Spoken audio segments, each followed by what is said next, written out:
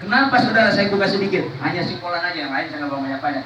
Kenapa setiap ada pengajian, baik itu maulid pengajian dan juga tahlilan, kenapa tengah-tengahnya kosong? Ayo, kalau bisa jawab gua kasih HP atuh. Tapi HP-nya bunyi yang hello. Nih, apa? Kenapa kita kalau tahlil pengajian maulid tengah-tengahnya kosong? Bukan buat ada makanan, bukan. Karena kata Rasulullah SAW, apabila satu majelis taman surganya Allah Subhanahu Wa Taala, di situ tempat ada malaikat turun beribu-ribu malaikat, dan juga turun orang-orang yang kamu panggil dengan dari apa? Tawasul nama tadi yang ada di fotokopi, dia duduk tengah-tengah tingkat, karena mata kita ditutup, hati nggak bisa melihat, nggak tembus, maka kita kagak takut duduk di sini. Alhamdulillah. Ilmu, makanya belajar ilmu coy. Kalau kita lihat lagi duduk mukanya buah macam-macam segalanya, kabur kagak? Saya yang pertama pulang takut. Ya kita dulu kelihatan mending udah kelihatan. Tapi alhamdulillah jamaah sekalian, ini kata Rasulullah, malaikat turun dan juga orang yang kita tawasulkan yang dari Jawa dari mana hadir. Kenapa? Keluarganya ada di sini, dia panggil namanya Subhanallah. Bersyukur kita saudara-saudara. Maka kata Rasulullah, hati-hati kata Rasulullah. Bapak Allah Subhanahu Wa Taala berfirman, "Kulunafsin dha'iqatul maut." Tiap-tiap yang bernyawa itu akan mengalami kematian. Semua makhluk yang ada di langit, semua makhluk yang ada di bumi, semua mati. Kecuali siapa? Allah Jalla Jalaluhu yang kekal selamanya.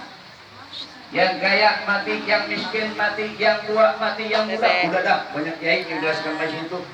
Tapi apa, sebelum kematian ada di tenggorokan kita, sebelum kita madap ngalor atau madap ngidul atau madap ngulung, kata Baitullah, ingat sholat, jangan tinggalkan. Ingat, kenapa? Kita punya Allah, kita orang beriman, kita punya Nabi, mengharap ridha Allah, mengharap syafaat Rasulullah, mengharap syafaat daripada Al-Quranul Karim, maka kita sholat jangan ditinggalkan.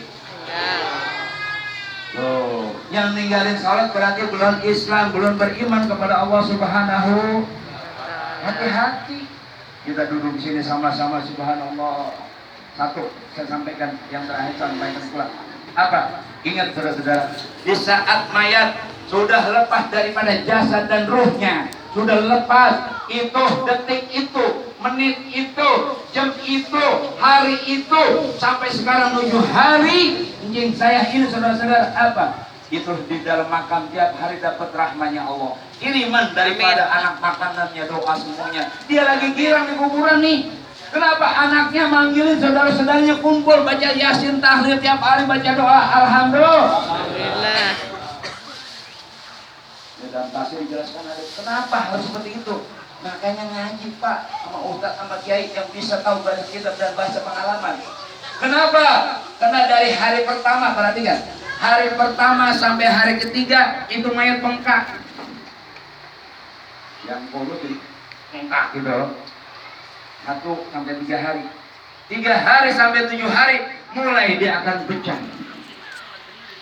Nah, kalau kita punya pikiran Bapak-bapak, kalau punya logika daripada siapa kita ada di Ciracas, dari mana kita ada di Ciracas, dari rahim mak kita dilahirkan dengan izin Allah, maka jangan tinggalkan sholat 5 waktu, jangan tinggalkan doa buat orang tua. Karena kita, kerabat kita dunia dan akhirat ada orang tua kita, ibu dan bapak kita. Alhamdulillah.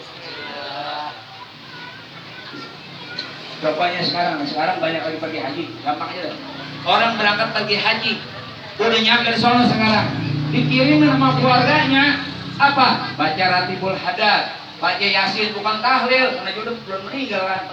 Baca Ratibul Hadad sama Yasin, dikirimin sama ibu-ibu atau bapak-bapak. Itu yang diharapkan doa dari Indonesia ke sana. Pun sama tidak bedanya. Kalau orang sudah meninggal, maka harus dikirimin doa. Kenapa? Dikirimin kopi kagak nyampe, betul? Dikirimin rambutan kagak nyampe, dikirimin pisang sebelah banyak tukang dagang kagak nyampe, singkong nyampe. Yang nyampe doa. Kenapa? Orang meninggal ibaratnya saudara di tengah-tengah lautan. Dia teriak ke sono sini, tidak ada teman, tidak ada kawan. Dia menangis terus seduh. Hanya dia berteriak, wahai anakku, wahai keluargaku, tolong doain saya, karena kamu belum melihat belum mendengar pertanyaan malaikat di dalam kuburan. Kalau kita tahu pasti kita masjid penuh tiap hari deh Pak. Nggak kosong-kosong tuh masjid, bener nggak? Takut mati, gue takut naik ojek kita berkontainer mati. Ini salah satunya. Maka bersyukurlah kita saudara-saudara punya iman. Setelah 7 hari pecahlah perutnya, sampai 14 hari, sampai 40 hari ke 100 kesono. Maka dinukkan Rasulullah, tolong apabila orang tua kamu sudah di alam kubur, jangan lepas, kata Rasulullah. Apa? Disunahkan sering datanglah ke kuburan orang tua kamu. Yang disunahkan itu pada hari Jumat habis subuh, sama saja kamu duduk di pangkuan orang tua kamu, sama saja kamu hadir di depan orang tua kamu. Alhamdulillah. Saya nyampaikan bukan buat adik saya aja, mati ini, tapi semua kita ziarah orang tua kita, datang di Kober Ciracas, apa Pondok Lamun, datang nggak pakai motor, 5 menit nyampe, bawa kembang. Kata Rasulullah, barang siapa yang dari rumahnya dia dengan ikhlas, dia bawa kembang ke makam orang tuanya, dia baca Yasin, dia baca tahlil mungkin, di atas kuburan dia kasih makan daripada kembang 7 rupa. Maka apabila kembang itu wangi, kata Rasulullah, itu beribu-ribu malaikat turun ke bumi untuk mohon ampun buat si mayat. Alhamdulillah. Ilmu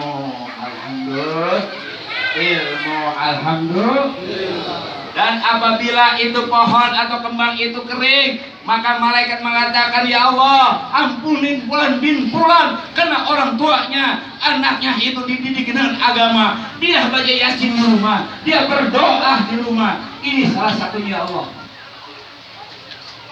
1, 2 kata Rasulullah. Dan apabila kamu datang ke makam orang tua kamu, bawa kembang dari rumah, tanemin di pala atau di kakinya. Apabila kembang itu tumbuh sampai berhijau dan banyak daun-daunnya, maka mohonlah itu berzikir, ya Allah, aku datang titipan dari anaknya, ya Allah, ampunkan Fulan bin Fulan, ya Allah, karena aku ditanamkan di tanah di atas kepala dan kakinya, ya Allah. Itu pohonan berdoa kepada Allah Subhanahu wa ta'ala. Tapi yang kebangetan Pak, ini kuburan baru di lubang,